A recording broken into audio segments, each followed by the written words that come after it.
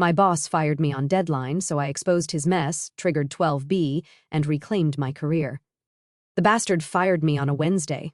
Not just any Wednesday, the Wednesday quarterly financials were due. Our biggest client was threatening to pull a $12 million deal, and legal was 2 signatures away from a contract breach that would make the SEC piss themselves. But sure, let's toss the contracts manager, the one who wrote the indemnity language they're now relying on. Not next week, not gently, but in a conference room with glass walls and a Starbucks crowd watching like it was free HBO. But I'm getting ahead of myself. Back then, they called me the Clause Queen. Some said it with respect, others with an eye roll like I was the lunch lady of legal, always there, always unnoticed, always somehow holding the place together. My official title was Senior Contracts Manager, 11 years deep at a tech firm that looked like it was built on buzzwords and common sense, but actually ran on ironclad clauses and my obsessive attention to risk. I didn't make noise. I made airtight agreements. I didn't play ping-pong in the break room or schmooze with product during innovation retreats. I lived in the fine print. While other people flirted with disaster, I was over here threading liability needles like I was sewing a damn wedding dress. I loved it. No, really, I loved it.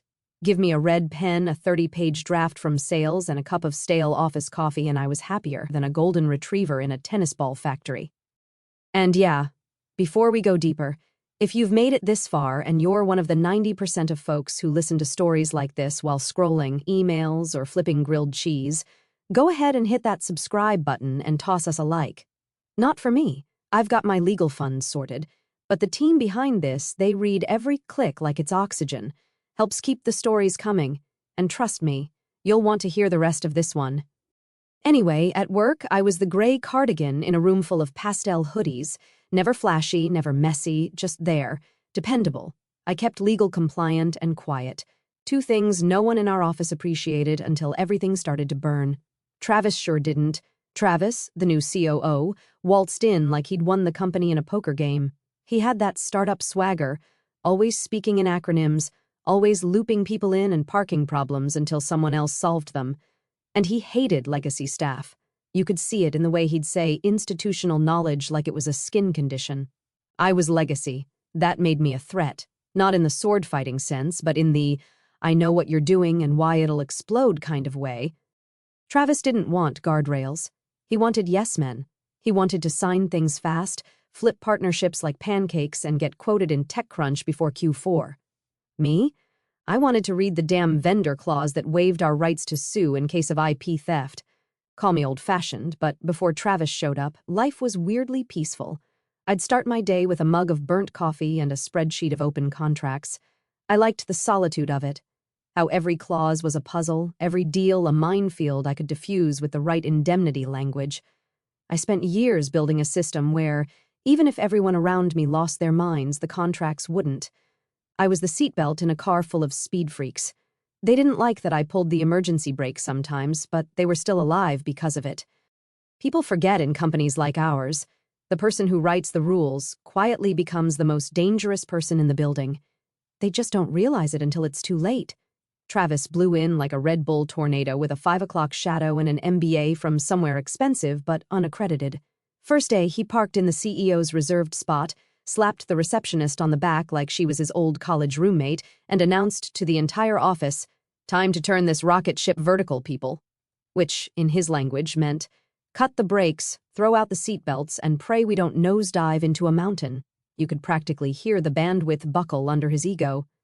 He was charming in that fast-talking, spin you around and sign your house away kind of way. He had that faux, humble charisma that made interns swoon and board members nod, the kind of guy who ended every sentence with "make sense." Like your understanding was part of his genius. He didn't just disregard legacy staff, he treated us like expired milk. The second he found out I'd been here over a decade, he smiled like I just confessed to still using dial-up. "I like fresh eyes," he said once, teeth gleaming. People who think differently, which, of course, meant people who don't remember how we got sued in 2017 for this exact stunt. Within weeks, he'd started muscling through contracts like they were Tinder swipes. Sales loved him. Product worshipped him. And legal? Legal was being left out of calls, pushed out of deal memos and sent final drafts 2 minutes before signatures. It was like watching someone build a skyscraper without checking the foundation, and they're using fireworks instead of concrete. Then came the breach point. A vendor contract landed on my desk, retroactively, of course. And it didn't just raise red flags, it raised sirens. It was a strategic licensing partnership with a tech firm in Vancouver that, on paper, looked like a dream. But buried in the boilerplate was a clause that outright violated our NDA with a major financial partner and could trigger mandatory disclosures under SEC Rule 10b-5. That's not just bad, that's federal court bad. I flagged it, carefully, professionally, sent a memo up through legal, CC'd compliance, even tagged our usual risk consultant. I didn't shout, didn't make it political, just outlined the liability like I'd done 1,000 times before. 2 hours later, I was summoned to Travis's office. Let me rephrase. I was summoned to his glass fishbowl throne room, where he liked holding impromptu meetings like a reality show villain. The guy was practically allergic to doors. I walked in, closed my folder, and sat down. He didn't offer a seat, just leaned against his standing desk, sipping something green and awful from a branded company tumbler. "You don't like the deal?" he said without looking at me. "It violates 3 standing agreements and would require disclosure to the SEC. We could be—" He held up a finger like he was silencing a child. "No one reads the fine print, sweetheart." Sweetheart, he said it like he was doing me a favor. Like we were in a 1950s sitcom and I should be grateful he even acknowledged my concern. My vision tunneled for a second, not from rage. I've had plenty of men underestimate me, but from the sheer blinding stupidity of the situation. "You're not sales. You're not strategy. You're not even legal counsel," he went on, smile fading into smug. "You're support. Read line, stay in your lane." I could have exploded. I could have screamed, pulled out the documentation, dropped receipts like a reality TV showdown. But I didn't. I nodded, just a small, deliberate nod. Because in that moment, I knew something he didn't. Travis thought he was flying a rocket ship, but I'd spent the last 11 years quietly building the escape hatch, and he just strapped himself in. I spent the night staring at the ceiling fan, replaying his words like they were crime scene footage. "Stay in your lane. No one reads the fine print, sweetheart." My jaw hurt from clenching, not because he insulted me, that part was expected, but because I knew what he was about to unleash on the company, and the board had no clue. I wasn't just thinking about my job. I was thinking about the multi-million-dollar lawsuits that were going to rip through this place like a chainsaw in a bounce house. So, I followed protocol. Because I am protocol. First, I drafted a compliance summary outlining the violations in that vendor contract, cited every clause, every SEC disclosure risk, cross-referenced it with prior precedent. No emotion, no opinions, just pure risk analysis. Then I escalated it, CCing legal, compliance, even our internal risk management officer. Quietly, I didn't go full sirens blaring. I let the facts speak, and then I waited. 2 days passed. Radio silence. On the 3rd day, I got an invite. Subject line, contract alignment touchpoint. Harmless, boring. Travis's executive assistant sent it like it was any other alignment meeting, except it was scheduled in the main conference room, the one with all the glass, the one usually reserved for investor pitches and product launches. There were already people inside when I walked in. Travis, obviously, arms folded like a cop in a courtroom, 3 department heads pretending not to make eye contact, and the company lawyer, Beth, flipping through a manila folder like she'd rather be anywhere else. I stepped in. No handshake, no chair offered. Travis didn't even wait for the door to close. "We're terminating your employment," he said like he was reading a weather report. "Effective immediately for breach of trust." "Breach of—" I began, confused more than angry. "You went outside your scope. You escalated confidential deal information. You're not a compliance officer. You're not an attorney. You're support staff. You abused internal channels to delay progress." I could feel every eye in the room looking for somewhere else to land. Even Beth stopped flipping pages. Then Travis reached into the folder and yanked out a copy of my NDA, slammed it down like he was laying the ace of spades. "I'd remind you that this agreement includes confidentiality and non-disparagement provisions. Any further discussion of this issue outside approved channels will be seen as a violation, which, as you know, carries personal liability." He smiled. He smiled like this was a poker hand and I was bluffing, like he just shut me up permanently. That's when I saw it. Not the NDA, my NDA, the one I wrote a long time ago, back when our then GC asked me to revise our standard contract for legal staff and senior contract managers to include whistleblower protections and indemnity triggers because we were dealing with sensitive regulatory issues and he wanted anyone raising red flags to be shielded. That was paragraph 12B. I pulled a copy from my folder. Not the one Travis had, but mine, highlighted in yellow, years of revision notes in the margins. I slid it slowly across the glass table toward Beth. My finger tapped exactly where it mattered. 12B. Indemnity clause. In the event of termination coinciding with documented regulatory concern or protected compliance escalation, the company agrees to assume full legal liability and defense costs related to said termination, in perpetuity, with no cap. Beth froze. You could see the moment it clicked. Her face went the color of skim milk. Travis didn't understand, not yet. So, I turned to him, calm as church on Sunday, and said, I didn't breach trust. I followed protocol. And now you've breached indemnity. He looked at Beth. She closed the folder like it was radioactive. I didn't argue, I didn't cry, I didn't even ask for a box. I just walked out, one foot in front of the other, as the lawyer sat there with a document in her lap that now read like a legal grenade with the pin pulled. And Travis, he still thought he won. I didn't slam doors. I didn't cry in the elevator. I didn't pull a Norma Ray and scream about injustice in front of the common fridge. I walked out like I was going on my lunch break, calm as a hospice nurse, heels clicking against the laminate like a slow metronome. There's a power in silence that loud men never understand. Security didn't even escort me. That was their first mistake. Back at my desk, I slid my chair in, unplugged my mouse, and opened my laptop.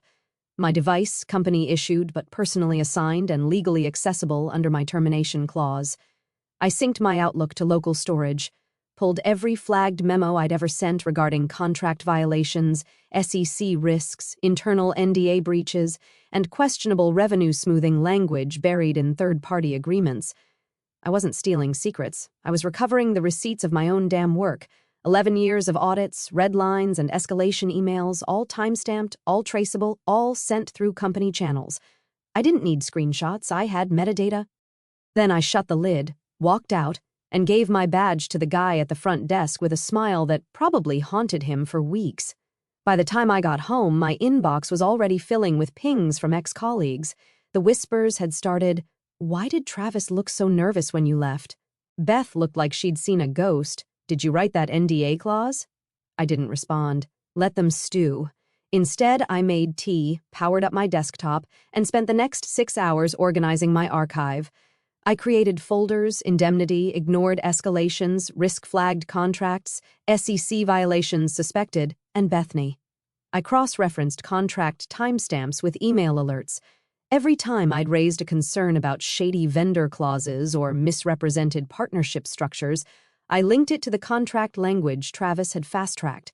It was like mapping a crime scene with highlighters, and the pattern was disgusting. Travis hadn't just ignored warnings. He deleted people from threads, bypassed legal, and shoved contracts through under fabricated urgency. "We'll lose the deal. This is how startups move. Don't be the bottleneck." But the worst part, Beth had seen it all. Maybe not every email, but enough. She'd been looped, she'd signed off. Her initials were on files where the risk section was conveniently blank. I wasn't just going up against a bad COO, I was going up against a bad system that had finally started eating itself. The next morning, I got a cease and desist email. Well, technically it came from HR, but the language screamed Travis. It said, "My behavior post-termination may constitute a violation of my NDA," and demanded I cease any communication regarding internal company matters to outside parties. I laughed so hard I nearly dropped my coffee. Then I flagged the email, dropped it into the folder titled Retaliation, and made a note, "Attempted suppression of whistleblower protections confirmed." I didn't respond. I didn't need to. The indemnity clause had already activated. Their attempt to scare me into silence only built my case. From what I heard later, the panic started 3 days after I left. Legal called an emergency meeting. Beth didn't show. Travis started snapping at people in hallways. The board sent a routine inquiry about pending contracts. People started asking why the entire new vendor pipeline was frozen, and somewhere in the background, my attorney was sharpening her pen. I wasn't in the office anymore, but the storm, it had just found its eye. Her name was Marlene Vixes, and she didn't smile unless it was to bare teeth. Employment litigator by trade, velociraptor by temperament. I'd recommended her to our former GC years ago when a VP tried to claim a junior staffer misunderstood what a closed-door meeting meant. Back then, she settled the case so fast it made HR dizzy, and the VP vanished within a week. That's who I called.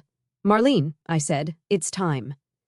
There was no need to explain. She remembered me. She remembered the clause. We met at her office 2 days later in a conference room colder than Travis's heart. I laid everything out: email archive, flagged memos, contract discrepancies, the cease and desist. Her eyes scanned each page like a predator looking for soft tissue. Halfway through my summary, she held up a finger and said, "Stop talking. You've already won. Now we make them realize it." Together, we drafted a pre-litigation letter. It wasn't a rant. It wasn't a threat. It was surgical. Paragraph 1, the NDA Clause 12B verbatim. The indemnity trigger, the whistleblower alignment, the fact that they were now on the hook for my legal fees, their legal fees, and any damages, whether civil or criminal. Paragraph 2, documentation of retaliation, termination following protected escalation, cease and desist, attempt as intimidation, seek level exposure. Paragraph 3, a cordial invitation to settle quietly before we notified the relevant regulatory bodies. We didn't send it to HR. We didn't send it to Travis. We sent it to outside counsel, the firm representing the board. Because here's the thing about Travis. He played checkers loudly, slamming pieces, declaring victory before the board was even set. I played chess, and the queen had finally come off the back line. But I didn't stop there. That same day, I made a personal call. Well, a casual industry update, as we used to call it in legal. I rang up Angela, a regulatory auditor I'd worked with on a prior third-party review, sharp, ethical, and just nosy enough to be useful. "Hey, Angela, quick question," I said. "What's the threshold again for a company needing to self-report contract violations related to C-covered partnerships?" There was a pause. She knew what I was doing. "I'd check Form 8K, she said slowly, "and maybe, if I were you, send me something informal. I'll decide if it warrants follow-up." I sent her a neatly collated PDF packet within the hour. No accusations, just observations, footnotes, flags. Travis, meanwhile, still hadn't flinched. From what I heard, he thought the cease and desist had scared me off, told the product team I was emotionally unstable, smirked in a strategy call when someone mentioned legal being overwhelmed, said the board backed his vision. Then Marlene's letter arrived on the desk of the board's legal rep. It was like dropping a dead bird on a dinner plate. Within 48 hours, our old outside counsel, a heavy-hitting white shoe firm with an allergy to bad PR, reached out to Travis, not with questions, with silence. Deliberate silence, the kind that fills a room like smoke before a fire alarm. Because the moment the board's lawyers confirmed 12B was real and enforceable, and that all my communications were documented, traceable, and backed by regulatory precedent, Travis became a liability. They didn't call me. They didn't need to. Marlene got the message first. "We are reviewing the matter internally. Please refrain from formal escalation until we've had time to assess." Translation: "We believe you. We are terrified. Please give us a minute to deal with our idiot problem." I didn't pop champagne. I didn't gloat. I brewed a fresh pot of coffee, pulled up the vendor contracts Travis had steamrolled through, and began drafting a new timeline. Because this wasn't revenge. This was architecture, a careful demolition of a man who thought rules were optional and I was just a speed bump. Empowerment doesn't come from shouting. It comes from silence so sharp it makes people bleed. They called it a closed strategic session, but everyone in that building knew what it really was. A panic meeting. No agenda, no minutes, no catered lunch, which for our board was like holding mass without the wine. Just 7 silent directors, outside counsel dialing in with grim voices, and a stack of paper 2 inches thick labeled risk profile. Immediate exposure. Travis wasn't invited. That alone set off alarm bells across the company. He found out when his badge wouldn't open the 17th floor elevator, stormed down to legal like a child blocked out of his own birthday party, demanding answers. No one gave him any. Beth had retreated into convenient vacation. HR was suddenly unavailable. Even his executive assistant called in sick. Upstairs, the storm was forming quietly. The lawyer began her presentation with a deep breath and no pleasantries. "We've received a pre-litigation notification from a former employee. The central issue is Clause 12B of her NDA." They all flipped to it. Most of them had never read that far. NDA clauses are usually fluff, non-competes, confidentiality, boilerplate scare tactics. But 12B wasn't fluff. It was a legal landmine buried under 10 years of compliance foresight. She read it aloud. "In the event of involuntary termination following a documented compliance-related escalation, the company shall indemnify the employee for all legal expenses incurred in defense and counteraction, inclusive of damages, with no financial cap, time limit, or exemption of liability." She paused. Clause was drafted internally by the former employee at the request of then GC. It was reviewed by prior outside counsel and incorporated into 5 NDAs for specific staff considered mission-critical to compliance infrastructure. And then, because the gods have a sense of humor, she flipped the page. "There's more. The employee has initiated communication with at least one regulatory body. She has evidence that her termination followed a protected escalation regarding SEC violation risk, meaning she let that hang. Meaning, if I sued, the company footed the bill, both mine and theirs. If I reported, the feds might not knock, they might break the damn door down." The director stared at the table like it might give them a different ending. One cleared his throat. "What's the exposure?" "Unlimited," counsel said. "Financially, reputationally, legally. She has documentation. Her work is time-stamped. The clause is airtight. And the executive responsible for her termination had full access to both her NDA and her prior memos. There's no plausible deniability here." "Can we settle?" someone whispered. "We're trying," she replied, "but she hasn't made demands. She hasn't responded. She's just waiting." They all went still, because, in business, silence is the scariest sound of all. And down in his office, Travis was pacing like a tiger in a glass cage, still thinking this was about ego, about politics, about a disgruntled staffer too scared to fight. He didn't know they'd just reviewed a clause he signed off on, thinking it was a standard NDA. Didn't know the indemnity meant I could sue them into bankruptcy on their own dime. Didn't know the board now saw him less like a visionary and more like an active volcano. No one yelled. No one cried. But in that quiet, carpeted room with its $1,000 chairs and filtered water, something changed. They realized they hadn't just fired a contracts manager. They lit a fuse. And now they were hearing the first hiss of flame. It came in a cream envelope delivered by courier, like a wedding invitation from someone who hopes you forgot they stole your dog. A letter offering me a generous consulting severance package, 3 months of pay, a signed NDA, and a promise to explore future collaboration opportunities if I just agreed to move on quietly. They even had the gall to call it a gift. Marlene read it over, chuckled once, and slid it back across the table like it was covered in bedbugs. "They still don't get it," she said. "This isn't a negotiation, it's a funeral. They just haven't picked the casket yet." I declined. No drama, no counter, no angry reply. I simply ignored it. Instead, I compiled one final document, the memo. I took my original termination notice, highlighted the timeline of events, attached the flagged contract, my escalation emails, the cease and desist, and the 12B clause.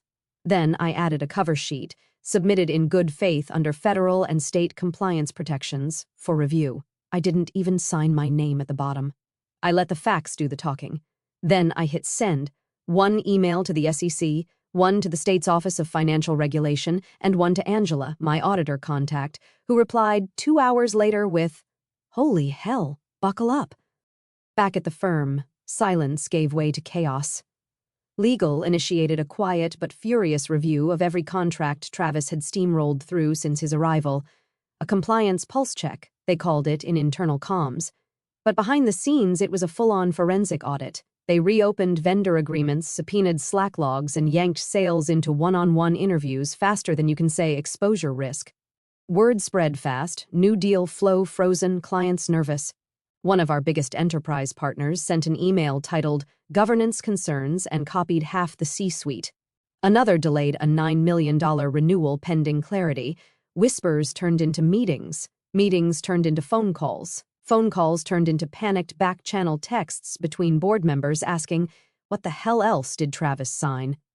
Travis himself was still putting on a show, smiling in Zooms, making half-baked jokes about red tape strangling innovation. But the glint in his eye was gone. He looked tired, smaller, like someone who finally realized the hole wasn't a pothole, it was a sinkhole, and me, I didn't show up. I didn't call anyone. I didn't post a LinkedIn essay about resilience or finding new beginnings. I just brewed coffee, sat at my kitchen table, and watched the cracks spread.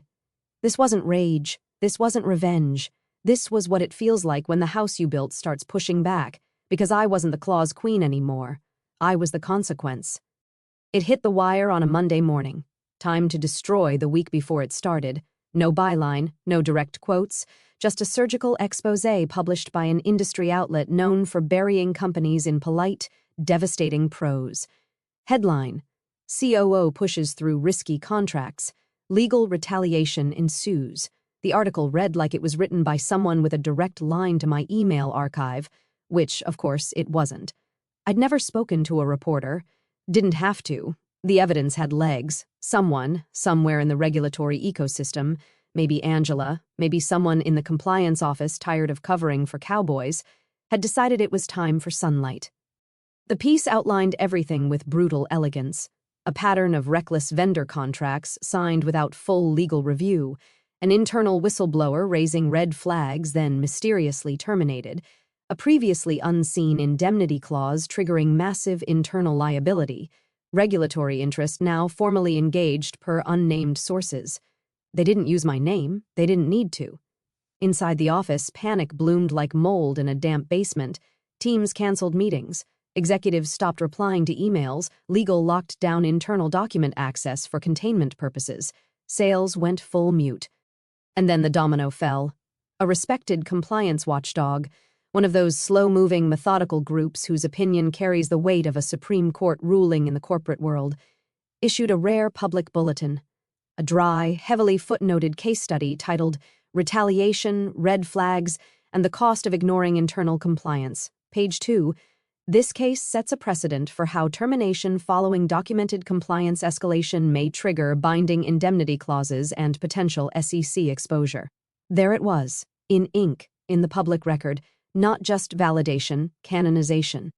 Travis made it 2 more days. The board issued a statement. Short, cold, lethal, effective immediately. The chief operating officer has been suspended pending internal review. His access was revoked within the hour. Door badge, company Slack, admin privileges, gone. He showed up that morning wearing his usual smug button-down and was turned away by security like he was trying to crash a wedding.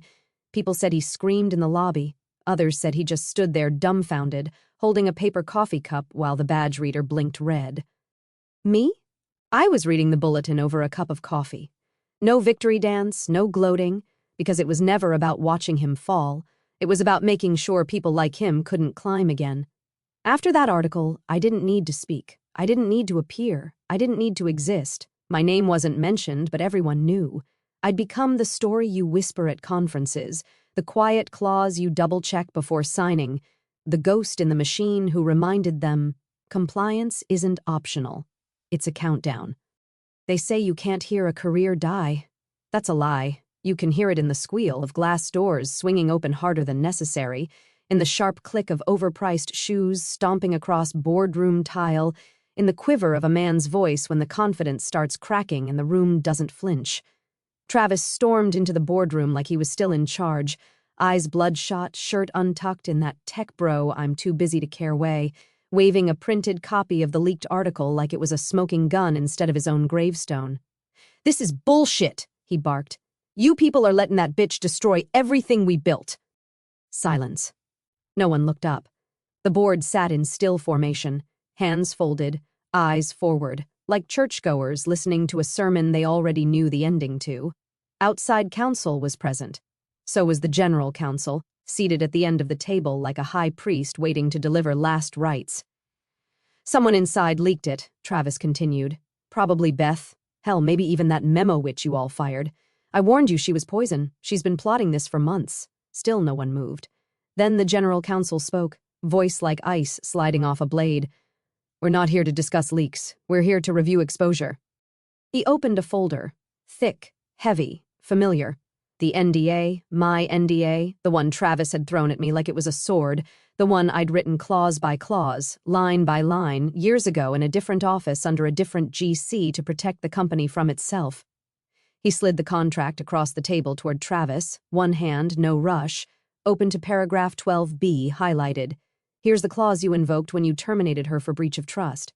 Travis leaned over it, eyes scanning like he was just now realizing it wasn't written in his language. "You didn't just fire her," the general counsel said, voice low and exact. "You gave her unlimited funding to destroy us on our dime." Silence again, but this time it screamed. Travis's face drained. You could see the exact second it registered. Clause 12B wasn't a footnote, it was a warhead. All those emails, all those memos, every ignored escalation, every cover-up, every deal he forced through like a toddler with a hammer, all of it was now legally tied to an indemnity trigger with no cap. The board didn't need a debate. One of them simply said, "Let's vote." No discussion, just 5 hands raised, then 6, then 7, terminated for cause, effective immediately. No severance, no vesting, no shield. The general counsel nodded toward security, already waiting outside. Travis tried to speak, but no one cared. The door shut behind him with a soft hiss that sounded a hell of a lot like justice. I didn't find out from the press or a friend or a board leak. I found out from Marlene. She emailed me a single screenshot, the board's internal vote tally, black and white, time-stamped and signed. No greeting, no commentary, just the subject line, paragraph 12B delivered. I stared at it for a long time, not smiling, not crying, just still. Because this wasn't about revenge, it wasn't even about justice. It was about writing a clause so precise, so quiet, and so deadly that it sat in the background like a coiled viper until someone foolish enough stepped on it. And now that viper had teeth and a body count. Big thanks for watching, you sneaky seniors. Subscribe to keep the coffee pot brewing revenge. Your ex-colleagues won't know what hit them.